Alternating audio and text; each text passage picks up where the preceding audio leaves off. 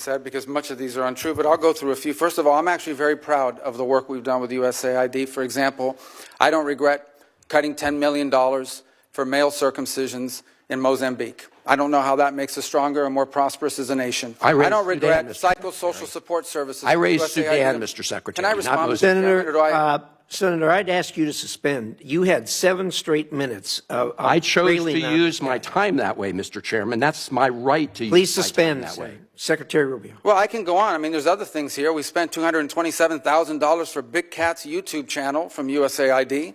We spent $14 million for social cohesion in Mali, whatever the hell that means. So I can go on and on. I got the list here, and there's more. I didn't even bring the whole list. In the case of El Salvador, absolutely.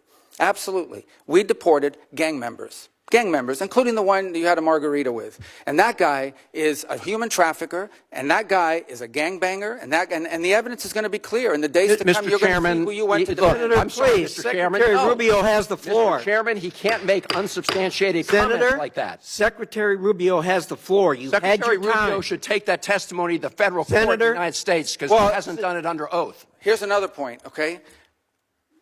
There is a division in our government between the federal branch and the judicial branch. No judge in the judicial branch cannot tell me or the president how to conduct foreign policy. No judge can tell me how I have to outreach to a foreign partner or what I need to say to them. And if I do reach to that foreign partner and talk to them, I have under no obligation to share that with the judiciary branch. Just like a judge cannot order me to negotiate with a foreign minister of Russia, they cannot order me to negotiate with a foreign minister or the president of El Salvador. And if I did negotiate with them, which we have responded to them, and we've told them, we've had communications with the president of El Salvador, I am under no obligation, under our division of powers in this country, and to share with the judicial branch how I conducted diplomacy of the United States. It would actually be counterproductive. If I started sharing with courts, or frankly, with the media, my conversations with foreign leaders and all of their details, no foreign leader would talk to me again, and we would break trust with them. So I have complied with every court order. What I won't comply with is an order to disclose what I'm saying and what we're talking about with a foreign leader, because then they won't talk to me. Diplomacy doesn't work that way.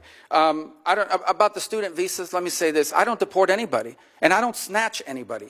The State Department does not have officers in the street snatching everybody. What I do is revoke visas, and it's very simple. A visa is not a right. It is a privilege. People apply for student visas to come into the United States and study. And if you tell me that you're coming to the United States to lead campus crusades, to take over libraries and try to burn down buildings and acts of violence, we're not going to give you a visa. Is that what Ms. Ostork did? We're not going to give you a visa. Is that what she did? Come on, Mr. Secretary. And every single one of these cases, the factors are different. Senator, the bottom line is, if you're coming here to stir up trouble on our campuses, we will deny you a visa. And if you have a visa, First Amendment apply to we will revoke living in the United States? And we're going to do more. There are more coming. We're going to continue to revoke the visas of people who are here as guests and are disrupting our higher education facilities. People are paying money. These kids pay money to go to school, and they have to walk through a bunch of lunatics who are here on student visas. Disrupting the foreign policy of the United States. I want to do more. I hope we can find more of these people. That's pathetic, Mr. Secretary. In fact, the other day, some guys led a riot. I forgot what university it was, and I asked, please, can you find the arrest records of all the people that were arrested at that riot at that campus? Because if any of them have a visa, we're going to revoke it. I feel so much safer when you lock up people like Ms. Ostork, Mr. Secretary. We've had enough time on the subject. Thank you very much. And we're going to move to Senator Lee.